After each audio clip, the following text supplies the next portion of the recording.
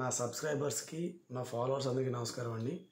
ఈరోజు గొప్ప వ్యక్తిని అనుకరించడం మానేయండి ఈ సెంటెన్స్ గురించి వివరిస్తానండి. ఈ సెంటెన్స్లో ముందుగా జరిగేది ఎప్పుడు కూడా గతం అంటే తర్వాత జరిగేదానిగా మెరుగ్గా ఉంటుంది, ప్లస్ మౌలికమయంగా ఉంటుంది అనిపిస్తూ ఉంటుంది.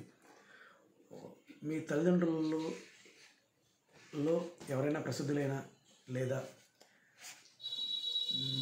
ఒక గొప్ప వ్యక్తికి మీరు వారసులైతే వారు పేరు ప్రతిష్టల్ని దాటి ఎక్కువగా ఉండాలంటే మీరు ఇంకా ఎక్కువగా కష్టపడాలి. ఆయన కానీ రెండింతలు కష్టపడాల్సి ఉంటుంది.